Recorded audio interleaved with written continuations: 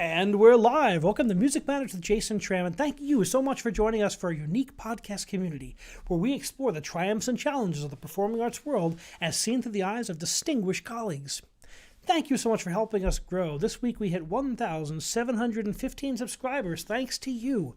Please remember to subscribe on YouTube and smash that bell icon for the most up-to-date information on our upcoming guests and topics. We love it when our community likes and shares our videos as it helps us grow. Feel free to chat in questions and join us on the chat boards. We love when you make comments and ask questions and join in the conversation. To see our over 225 past episodes, check out our website for all free to see the past episodes at www.jasontram.net. We have a wonderful artist today. We have Nikki Briar, a country western singer, and from a surprising location in New Jersey. So I always I have Jersey roots, so I'm really excited to talk to her today. She performs over 200 shows a year and has a reputation as one of the hardest working country touring artists on the East Coast. This Jersey girl has a heart of country music, and she's performed with superstars and national rock and southern rock country acts. She performs and records in Nashville regularly. And she's opened up for such acts as the Marshall Tucker Band, Blackberry Smoke, Chris Jansen, and many, many others. In 2015, she was featured artist of the Taste of Country Music Festival in Hunter, New York, opening for Tim McGraw and Billy Curringham. So we're delighted to have Nikki with us. Welcome. Hello. It's great to be here with you. Thank you so much. Well, I'll jump right in. Did you always know that you wanted to be an artist? I always knew that I had to be some sort of center of attention. So I have an older brother, and it's just me and him. And my father was a touring drummer, so I always loved going with him whenever I could, like to any of his shows. And I always found my way on stage or whatever as a little girl. And I think my parents just knew, like, she's gonna want to do something with spotlights and stages at some point. And they were good enough to like get me, training early because I showed a lot of interest. And I had a really bad speech impediment when I was a toddler. And now that I'm a new mom, I look for these things in my boys, and music helped tremendously. And the same thing with my kids. They were a little speech delayed. And aside from like early intervention, music helped tremendously. I wouldn't know how to say certain words, but I could sing them. And it was so like awesome to see that, especially later on in life when I became an educator.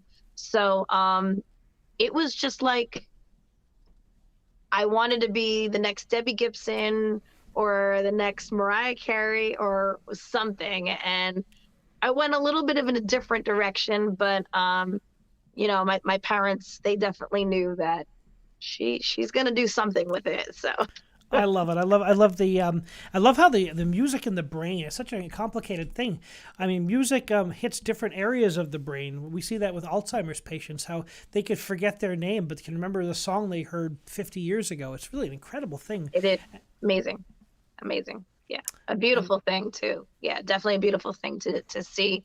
I've done a lot of, like you mentioned, some nursing home events, some veteran home events that, are local to the area and stuff. And there's some that are just sitting in wheelchairs, they seem to be incoherent. And then as soon as you start playing an Elvis song or a Marshall Tucker song or whatever, it just lightens them up. And the power of music is incredible, which obviously that.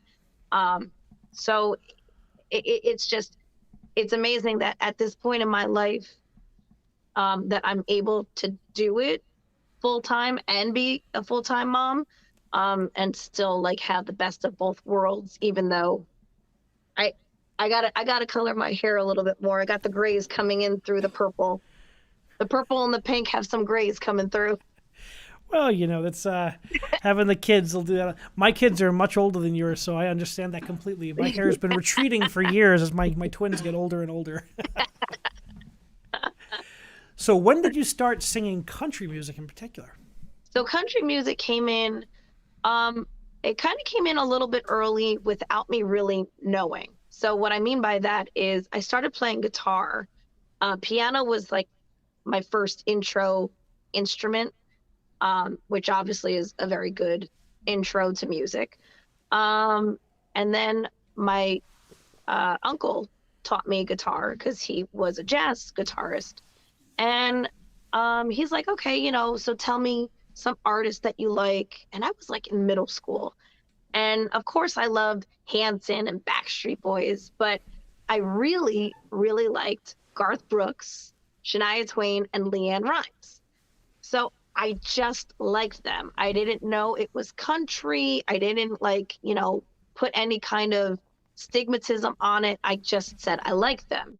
So he started teaching me how to play a little bit of everything from pop music to, country. And I really, really just got hooked on like Garth Brooks and obviously Shania Leanne Rimes. So then like fast forward many years, I was dating my husband who's in the army. And just as we were dating, I was singing the national anthem for all of his events at Fort Dix in New Jersey. And one of these soldiers came up to me, and he was from Tennessee. And he said, hey, you got like a country twang in your voice when you sing the anthem. And I said, no, I don't. Because I'm from Jersey. There's no twang in my. And he's like, no, I mean, it's something about it. Like it's got a little Southern feel, but he's like, it really, it works. It's not fake. Did you ever think of going to Nashville? Did you ever? I said, no. And at the time I was at Seton Hall University studying to be a teacher. Shout out to the Pirates. So welcome back to the Pirates. I can't believe Pirates, that. Yeah. We just found out that Nikki is a Seton Hall graduate. I'm a professor at Seton Hall, in full disclosure, and I'm very biased towards the place. So wonderful.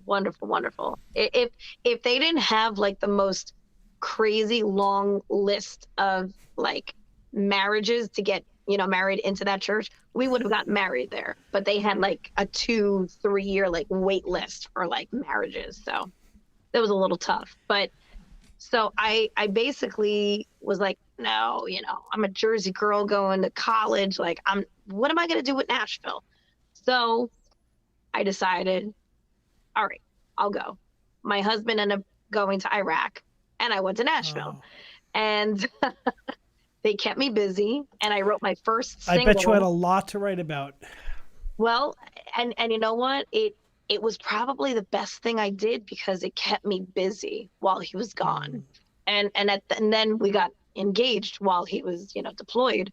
Wow. But that's when I wrote my very first song, like ever, A Soldier's Princess. And I wrote that with my friend, Mike Cool, in Nashville. And that was 13 years ago. 13 years ago. We've been married for 14 years. So, about 13 years ago. And then ever since then, I was hooked. I was like, oh, okay. So country music doesn't mean that you have to grow up on a farm. It just means that you appreciate that style of music. You have a story to tell. People relate to it. And that's it. So that's kind of where I just took it. And here I am. I've been honored to. I got to tour with Marshall Tucker. I got to play with Lori Morgan, and like you said, Chris Jansen, open for Tim McGraw. I mean, it's been an amazing 13 years. But it it just goes like that. So it's been incredible, and especially for a Jersey girl. Nothing like the music, and it must be. What's it like meeting and working with some of the leaders in the field? That must be really fun. I think I got the most nervous meeting Marshall Tucker and Lori Morgan because of their legendary status. And I had literally just seen them at the Grand Ole Opry in Nashville. We were playing in Nashville. They were, two of the headlining acts. Also Rascal Flatts there. So we're just there for a night out. We're watching them. And I want to say like 4 months later, the Newton Theater in Sussex County had contacted us about performing with Marshall Tucker, Lori Morgan. And I'm like, wait a minute. I just saw them at the Grand Ole Opry. Like that's crazy. So to me, it was just like, whoo, this means something. And to do a series of shows with both of them was incredible. They were so nice. They were so friendly. I mean, they sell out every single show. Wow. You know, there's been a lot of artists that I get like starstruck because I'm a fan of all of them. Tim McGraw, unfortunately, we could not meet him because he's got very, very, very tight security. So he didn't have any kind of like meet and greet, nothing like that. But at least I got to technically share a stage with him. So that was kind of cool. But it's just, I'm just a fan of all of them. So to be asked to do a show with them is just like, you know, calm the butterflies a little bit. I never get nervous, and obviously I'm a talker, but like, you know, I'm like, just don't say anything stupid. Don't say anything stupid. Well, I'm sure they love to talk to people, and many of them are so friendly. I always find that the top of the field have nothing to prove, so many of them are so nice and so easy to talk to. Very nice. Very, very nice. Yeah. Yeah. So I love talking to people who you never expect. I had a Canadian artist who was a country singer, and you meet people from all over. It's just amazing to me that country has really kind of been changing over the years. It's been mainstreaming itself. The country, there's a rock influence, obviously, very often, and there's definitely a push towards pop too, right? Big time. Big time. I think that's why it's blown up so much, because fans that might like pop music, country, rock, bluegrass, they all kind of, you know, come together and say, oh, I didn't realize I like country music, but then I heard that song. Or, I mean, you know, with me and my band, we are all from Jersey, so we tend to be a little bit more on the rockin' side. And I'm highly influenced by like artists like Miranda Lambert and Gretchen Wilson. So I would say, kind of going back to your question too, I got to open for Gretchen Wilson down South Jersey, and I probably got like most nervous and intimidated opening for her, because like she is like the redneck woman, and she walks around with, like, no joke, a bottle of Jack Daniels everywhere she goes. So, you know, we're not probably like, lemonade. Iced tea. Probably. Gotta have a prop, right? Cold brew coffee. Yeah, probably. Maybe when she was a kid, but I doubt when they get older, it's like, you know, you're not doing it that long if you. I mean, and to drink it on stage and stuff. So it you know, it was a little like, again, like intimidating, but after the show, she was like super cool. And so she's, I idolize her a lot because I really like her style, big time. And so you've been in the business a long time. How has your songwriting style changed through your career? I've tried. I guess part of it is also because of my personality, and I'm a Gemini, so I don't sit still for long, and I kind of get, you know, bored. I want to change things up a little bit, like my hair. So although I have to say my hair's been pink and purple for like the last 13 years, so I've been pretty consistent with it. I throw a little blue in there once in a while, but songwriting, mix things up. I mix things up. Right now, I'm a little bit more in the independent phase right now. I've gotten to write so many great songs with other songwriters, a lot of them in Nashville. And then obviously when COVID hit, that kind of like stopped. I wrote like one or two when we did like a virtual, but it's really hard to do that. And then to me, it also gets a little boring. I like doing it in person. So I want to say the last year and a half, 2 years, I've been writing pretty much independently, which is different for me because I never was very confident with my, not so much with the lyrics. I've always been confident in the way I write songs, but not when it comes to melody. So I would always coordinate with another, like, a melody writer. And I've actually been really proud of myself that I've gotten out of that comfort zone. And all the songs that I've written the last like year and a half have been strictly just me, uh, with the melody, with the words. And my producer uh, is from New Jersey and Nashville. So it's kind of like nice to bring everything together and have that time where I can do it like myself, a little more confident. And I do have to say, a lot of my fans have said this. Since having kids, I have a different level of confidence in myself. Um, so on stage, and I think with everything.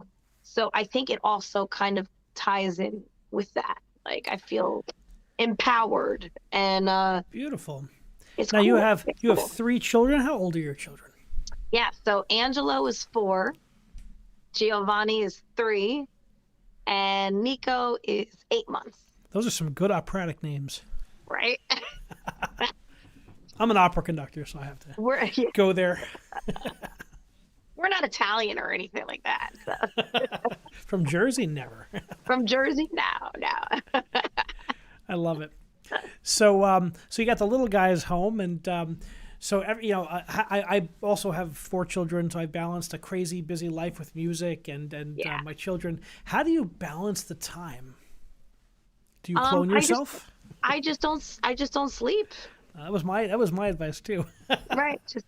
Just don't sleep. I think so coming out of like college, going into teaching and doing music and shows at night, I got used to that lifestyle of waking up early and going to bed really late and only getting like 5 hours of sleep. And that really has worked for me. Um, so I'm just kind of used to, we'll get them ready for bed early, or, God willing, early. And then I'll be up all night just working on music or, doing whatever, I have that quiet time to do. But I I work best at nighttime, Me you too. know. I'm a night owl. Yeah. Everyone always laughs at me. Everyone knows that I'm, yeah. Everyone, when you see a conductor on the stage, I say it's like an iceberg. The top is me performing. The bottom is that you look at the below the waves, all that space. That's me studying alone till 3 in the morning. Right. Exactly. Yes. Exactly. It's very true. You get used to that, and I think that also prepared me for motherhood because I mean, kids waking up nonstop, through the night and stuff, and so I'm already awake. I'm a light sleeper, so that kind of just was built in to me already, um, and then I still have tons of energy, and I don't drink coffee. I don't drink any coffee. I do Not drink into coffee, it. but I'm older than you. I'm not. Maybe one day, but I'm not into it. I'd rather have like something with sugar. You are obviously naturally caffeinated. Yeah, yeah, naturally caffeine. Exactly. So how has motherhood changed your songwriting? Um, I want to write songs about babies all the time. Aw. So I wrote Mama's Boy while I was pregnant with baby number 3. I had just found out that it was another boy, and I kind of knew it was going to be another boy. Um, so I was like, okay, well, I think it's about time I write a song about motherhood. And I kind of put it off for a while because I didn't want my song to be so cliche about how wonderful motherhood is and it's so perfect and love, love, love. Like to me, it is that, but it also is not like that. So, especially with boys. So I had done so right before COVID hit, I did shows with Marshall Tucker, Jared Neiman, and Rodney Atkins. And Rodney Atkins has a song about like a father and son relationship, and it's like the buckaroo. You're my little buckaroo. Anything that I do, you do, and it's really really cute. It's not like mushy or anything like that. It's really really cute. And I said, you know what? I want to write a song like that, like a cute mama's boy song about our relationship. And that's kind of when I pushed myself um, to write it by myself. I was still, in contact with some people in Nashville and stuff. But I was like, this one is very personal. So I'm gonna do this one by myself. And I was really proud of myself. Sometimes I procrastinate, and I sat down probably around 3 o'clock in the morning and wrote it, and I finished it in about an hour and a half. And Wow. I was like really proud of myself. And um, so Mama's Boy, I wrote for them. And now the next one after the Christmas and everything, and I'll send you more songs. Absolutely. Um, I'm going to put them on the Seton Hall choir page and the Seton Hall site. I think it's amazing. That's where my roots are. Yeah, that's where my roots. And now the one that I'm working on in production, I wrote for my husband because I wrote him a Soldier's Princess. But I wanted to write a song also that's kind of like silly about us being parents, and it's called "I Love Having Babies with You." So, or I love making babies with you. So it kind of like I'm looking at things um, in like a less serious way. I want to have fun with it. Put a little bluegrass spin on my music. Just trying to do some things differently, and it reaches a different fan base, which is nice too. So, I'm having fun with it. Now, most important, what do your kids think about these songs? Well, they really loved Mama's Boy, Oh, and actually, when I had gotten like a phone call from a local radio station that they were going to be debuting it, so we turned it on, and we got to hear it, and oh, Mommy's on the radio, so they actually were excited. And I told them I wrote it for them. We made a nice music video, so they were excited. And now, like I told you before, now it's like, oh, mommy music again, mommy music again. So every time they see my guitar, they're like, okay, okay, mommy. oh. Oh, I sing all day long. That's why my voice sounds like this. And then, mommy, no more, no more, no more singing, mommy, no more. Well, that's so Oh, special. How special you get to. I tell my students, I teach a music and appreciation in a survey course, and music's like an amber that captures everything that's going on around it. And for you, it's like a time capsule. What's it like listening to your old songs? um, it's really nice to kind of go back to the mind frame of where I was at that time, but it also gets a little, I'm not gonna say frustrating, but listening to it and I'm thinking, oh, I critique it. Oh, I would have done that different, or I didn't like, but that was my first song 10 years ago or 13 years ago. So like when you're listening to a recording of yourself, you're constantly I mean, you know that. You're That's our job. constantly You're not supposed to enjoy it. That's other people's job. yeah, constantly critiquing yourself. I hear everything in the orchestra. Oh, someone coughed over there. A cell phone went off. You never forget that's locked in my mind. The Yeah, tenors are a little flat there, and then one soprano was wobbling a little bit. I hear that in every recording. exactly. Yeah, exactly. Exactly. But I do enjoy um I enjoy the ride of it, and the fact that there's so many steps to creating and production. It's really fun to see the beginning and then the end of it all.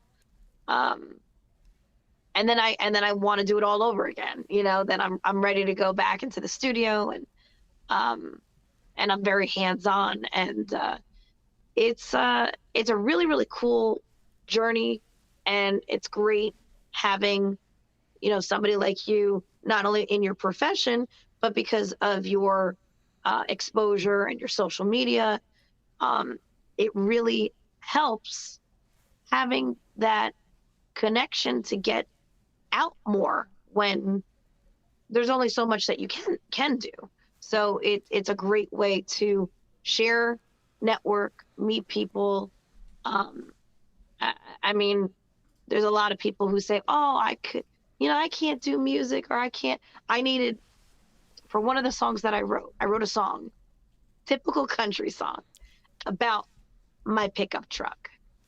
I fell in love with my pickup truck 6 years ago. I had to write a song for my pickup truck called Big Red Truck. And I needed like background vocals, but not to sing, just for like chanting. And I got like 6, 7 girlfriends of mine, and they're like, "Oh no, we can't sing. We don't know how to sing. We don't know how." I said, "Come on, we're just gonna have fun in the studio, have a couple drinks, hang out." And it was so cool. And that was the part of the song where it's like we're having a party, and you hear people in the background chanting. So it's just a fun way to get people together, whether they can do it or not. You know, I love it. it's a big party. So let's go into the COVID period. COVID hits every musician I know. All of our live. Now you said you were doing 200 performances a year, around that live Yep. performances. You're going back and forth, touring, traveling. What's it like for you? Tell us what happened when COVID hit in your life. Well, and I was still performing and touring nationally while I was pregnant. Oh, So like wow. I really never ever stopped. Um, Obviously I stopped when the babies were born, but I would say my first show back for both pregnancies was about a month or two back. So I never really like took a break. And I would say that's probably my biggest addiction is I love seeing our calendar full. And I always wanted to outdo the following, like that year. So we did 200. Oh, I want to do 202. I always was trying to do more, more, more. But then of COVID hit, it was like, and there's part of me that almost was like, should I just give up? Like, what is this ever gonna You're end? not alone. You're not alone. We've heard that 225 times probably on the show, and Yeah. it's true. We've all felt like that. I mean, as a classical guy, I had five. I was supposed to do 5 different country debuts in one summer, all zeroed. And it takes years to put. And just like your schedule, it takes years to put that together, to set the touring up, to get the band schedules worked. All these things take so much time, and that's the one thing. You just move on, and you just pick up the pieces and put it into your music, and then make it happen. But not easy. Absolutely. The silence of it all, and I'm a very social person, so to like not I be got that impression. just a little to not be around people, to like even just doing the virtual thing was fine and nice, but not to see anybody. And I always said, God bless comedians, because they were doing virtual, and like you don't get anybody laughing at you. It's a It limited just effect, right? I mean, it's a limited effect thing. I mean, I did 100 virtual choir projects with my Seton Hall University community, wow. and my Ocean Grove community, and my Choral Society communities, and all these different things. It was me and my son. We put them together, and we kind of came up with it, and it kept our communities together. And making music as best we could. Right. But it's not the same as like hearing people clap and making people happy and watching people smile and feeling the energy in the back of my neck as you give Oh, a big crescendo. It's that thrill of the crowd. We all miss that. not the same. Oh, you're totally right. It's not the same. And I ended up getting COVID while I was pregnant. So I was out of commission for about 2 months. So Oh, like I wow. couldn't, yeah, I couldn't do music. I got pneumonia, so I couldn't do music for 2 months. Um, so that really, really, you know, was hard. And then as soon as I felt better, I just kind of felt more motivated than ever. And then like just just started picking up with, writing and, you know, just doing whatever I could to get out of that, you know. When And was your first live performance after COVID? Well, we're it still in was COVID. Obviously, we're still in COVID because they just closed We just closed Hamilton today, and Seton Hall just canceled the lessons and carols. I just got the email. what a I shame. mean, yeah, it's I know. people are very cautious with the Omicron variant, and we're all very, you can't blame them. It's that you're seeing it all over the country now, and people are just being cautious. But what was your first performance post pandemic? So I was able to perform so I was able to perform during my pregnancy that summer. So, um, right before I ended up getting COVID uh, last October. So that summer, the summer before that, we were able to perform because Cool. all the places were open outside. Of course, that makes sense. Sure. So for the whole summer, I was able to perform, which was nice. Then I would say probably in September, places were starting to like shift again because it's all going inside. So I went back to virtual and I got COVID in October and I was out of commission until right before Christmas. And then Nico was born in March and I was back performing in May. Memorial Day weekend was my first show back. And what So did it feel like to get back on the stage after all you went through with the COVID and having to sideline and be with your health? And what was it like getting back on that stage? it was great. It was great, and it just put any doubts that I had in my mind about, maybe because everybody goes through that.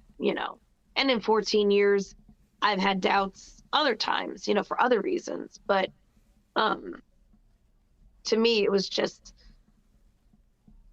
I'm the best role model for our kids, my husband and I. So I I want to teach them that if you have a passion for something, even though it doesn't go your way, don't give up. Do it because the whole reason why I want to do it, I love music. I love what it does for me. And now to have 14 years of a fan base that I can, connect with people. I mean, it doesn't get better than that. So, um, to get back on stage, it was great. It was unfortunate that all the big shows and big concerts, those still were, less, but um, just to pick up my guitar and be around people, it felt really good to do for sure. What's something you learned about yourself going through this whole process? Um, Definitely I think what a lot of people have said about me recently, that I feel a little bit more empowered. So, um, I've always been the type that is not shy, but I think my writing and even my stage presence has changed a little bit, and I just feel more confident, with that. Um, but I definitely tell a lot of people that are trying to get into music and stuff, you got to make sure you're doing it for the right reasons. You're not going to go to bed and then wake up the next day and be Carrie Underwood. Be nice, but it doesn't work that way. You have to. You got to do the work, and I think the best thing is that having social media, you have to interact with people and be creative, have fun with it. Don't be shy. You can't be shy. It's pretty interesting. Social media is such a double-edged sword. It can be used for such good, and it can be such problematic. We've seen that social media can be such a problem for a lot of people. Yeah. How do you keep that balance healthy? I don't get to go on that much because of the kids. So, especially during the day,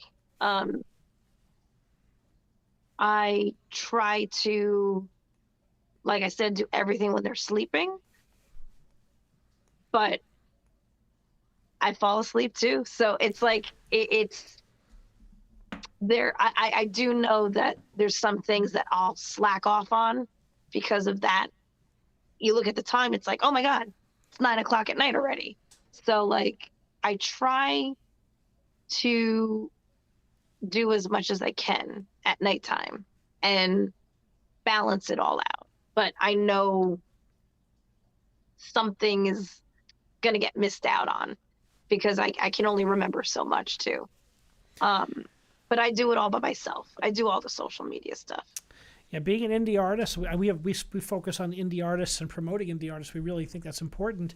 And I think this is like the golden age for the indie artist because you have unparalleled opportunities to put your work out there on YouTube and Spotify and all the streaming platforms and Reverb Nation and all these great ways to get your music out there. Yeah. But it's you have to do all the work, right? I mean, it's the challenge. Absolutely. Absolutely. And my husband, he does help me a lot with it. Is he musical as well? No, he's in the army. He's in the army, and he's in infantry, full-time active duty. But he got into music because of me. That makes sense.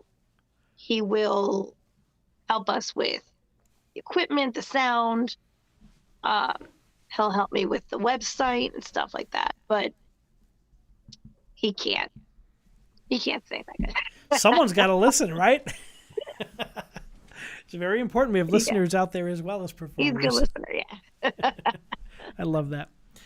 And that's great that you guys make such a good team. That's really wonderful. We do. I'm the free spirit, and he's the one that's, all right, come on, let's go.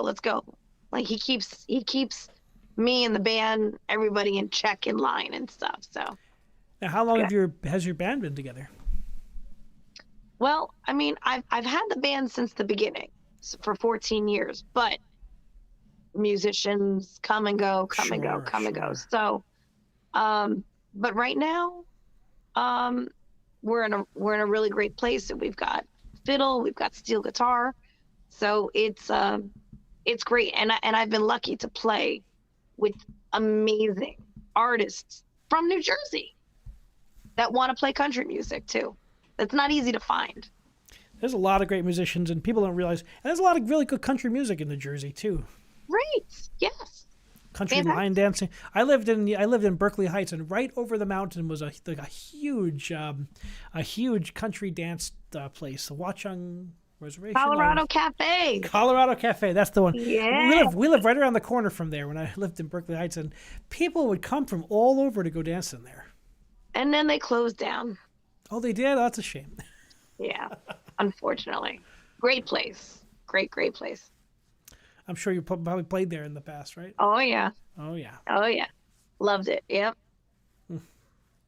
I'm thinking we're in the middle of Jersey, and we have this huge place. And my ex-wife was a dancer, so she used to go dance in there. We used to go dancing. Oh, really? Two-step it up, and, yeah. I wasn't that good. But she could lead me around the floor and back lead me. That was maybe look good. Yeah, they would give lessons. Absolutely. Wow. Yeah, great place, great place. And unfortunately, a lot of places that we played before COVID have closed down too. So that was the hard thing, going back and rebooking everything, starting all over.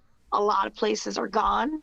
So that's been interesting too. Yeah. How have you found the crowds? And I've done a lot of concerts. I was working all summer making music, and I found that the crowds were a little less than normal, but people were incredibly supportive of seeing live music again. Yeah, it's been picking up more, uh, but and I do have to say, like, a lot of the country venues, people, I'm not there, of course they're cautious, but we're a little bit more free spirited about it. So we're kind of like, we're going out, we're having a good time. Nothing's gonna stop us. We've had some Um, Texas country music. They're like Texas? No, things are going full guns here in Texas. exactly.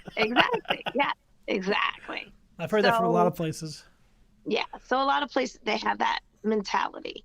Um, Canada, for comparison, we've had a lot of bands from Canada. They've had nothing. It's been complete lockdown in Canada. It's been kind of fascinating to see country to country how they've handled it differently. wow. Yeah, yes, that's what I've heard about Canada. Yeah.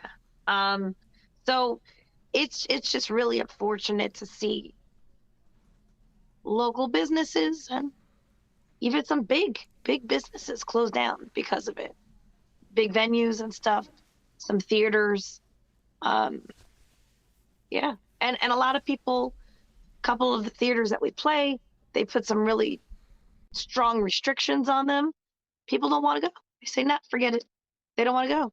So it's still, there's still struggles. Still, yeah, Yeah, for but sure. so we're certainly finding our way, and that's the case for music, for all We genres, are. with classical, country, rock. It's all the same. We're all in the same.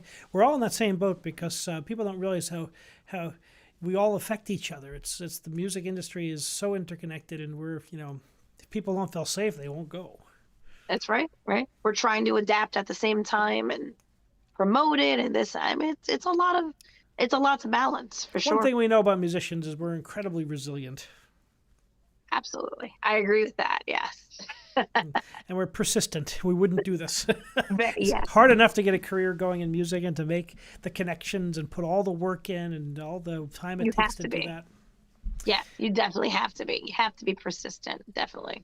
And you have to have good energy because, boy, it takes a lot of time commitment. It definitely does. Yeah, I totally agree. Absolutely. You need it. So now, you told me before that you have new songs that just came out. Where can people go to find your music, and give us some places to go to find your work? So, so if you type in nikkibriar.com on my website is where you can hit up all the streaming sites, but obviously good old Google, will take you there too.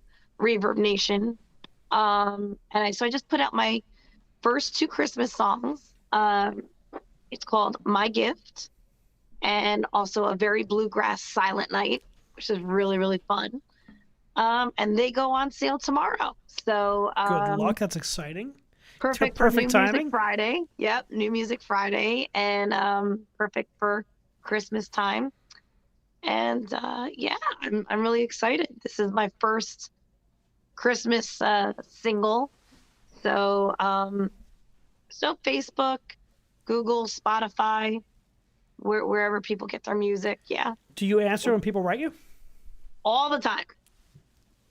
I never miss one message, and if I do, I always get back to them because I'm never sleeping. So I got a question from Amanda in the audience. Amanda asks, "Do you ever get stage fright when you were young? Did you get stage fright when you started?" no, that's why Good question, that's Amanda. why Thank you.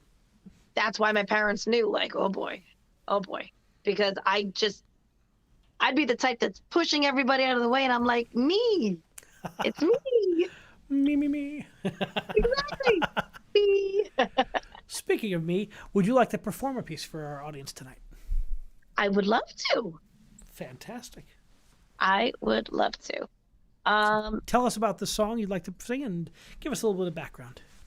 Ken, I need to plug you into my phone charger real quick because I don't want to lose you. The power of the iPhone. We're going to hear a song by Nikki Briar, rising indie country star, and we're delighted that she could join us today. We might have just lost her. She might have been charging her phone, so we'll get her back in a minute or so. But it's been a great interview, hearing her journey and her energy, and hard worker. And she's been out there making music for well over a decade, and really has quite a story about her family and her music and combining her two loves. And it's really a beautiful story. And we love that on Music Matters. I think she's be back any second now. She's just logging back in. You know, when the gods of the internet are finicky, we have to be flexible. But that's the great thing about this form of communications. We can have these conversations with people across the globe or across town and share them with you. So delighted you could be here tonight. Quentin, my producer, tells me we are getting her back on. Can you hear me? We have our guest back. We're just getting our sound working. And we're going to hear Nikki Briar perform for us.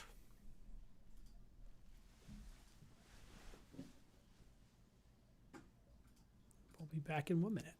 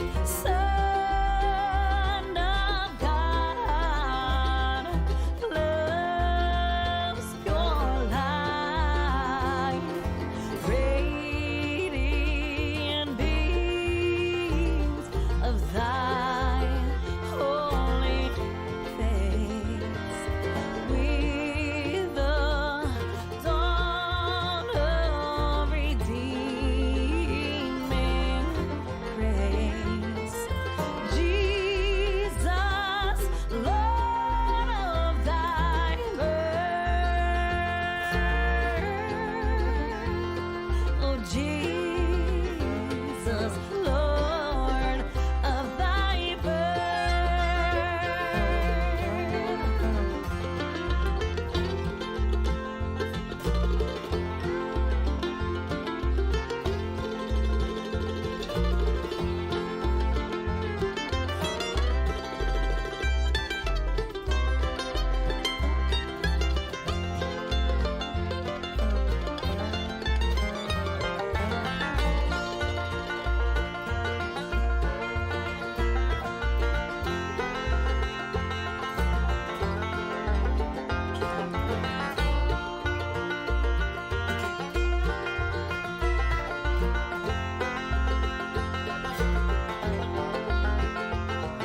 Sleep in heavenly peace.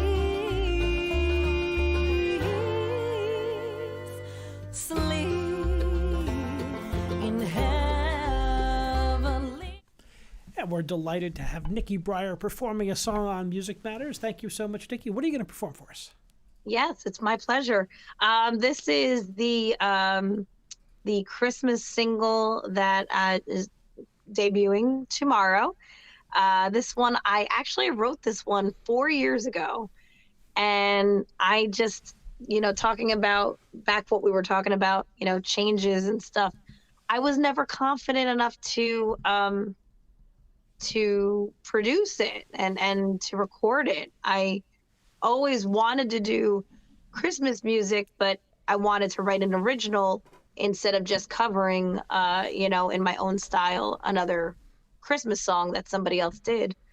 So I wrote this one 4 years ago. I had just given birth to my first son, and my husband's like, "Oh, I love it, I love it," and I was like, I'm not. I just kind of downplayed it again because I was not used to just doing the whole process on my own. So I said, okay, well, it's better late than never. So now I'm more confident in it, and the production is amazing. So this is called My Gift.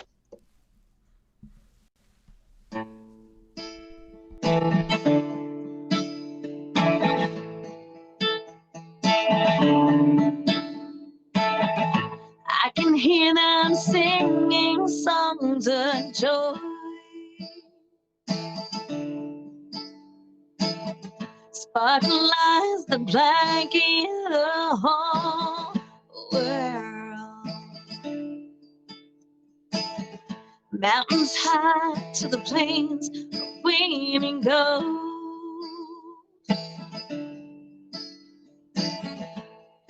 Gifts of cheer one, young and old.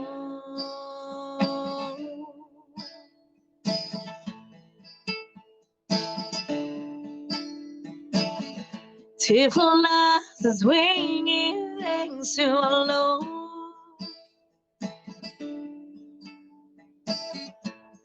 For food and family and those who couldn't make it home. Presents wrapped with love and ribbon of gold. And Daddy telling us stories we all heard before. Ooh. I cried that old guitar, I let my heart rejoice. A song of joy, let's sing together as one voice. I travel far and wide to give this gift I bring. It's nothing much, it's all that I have for him. The newborn king.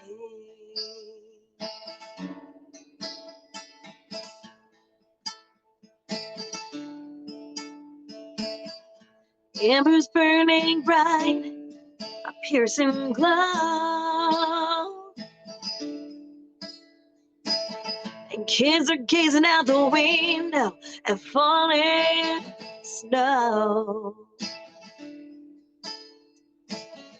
Wondering about Santa, does he really know?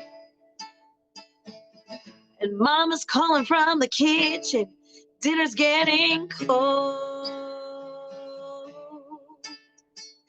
Ooh. And I grabbed that old guitar, I let my heart rejoice. A song of joy, let's sing together as one voice.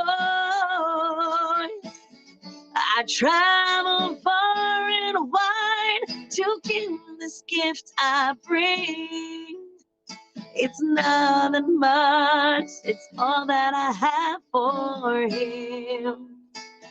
Newborn King.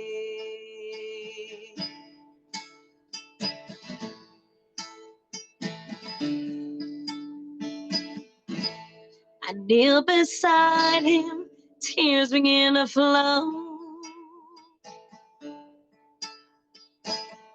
I waited all my life, now I know. Got no fancy diamonds, myrrh or gold. Just this song for you that I wrote.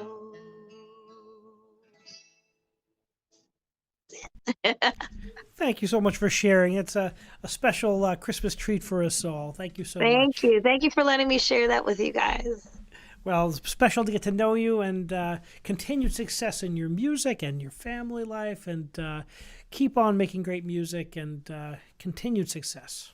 Thank you. You too. We're gonna come out to one of each I other's shows. Absolutely. You tell me when you're playing. Let me know offline, and I will definitely be there. And Yes, you anytime too. you want to promote, if you want to put your promo out for the new songs, make sure you send them my way, and I will put them up on the Music Matters Facebook page, and we'll get them all out there. I think it's exciting, and everyone should go check out more of Nikki's music and see her live.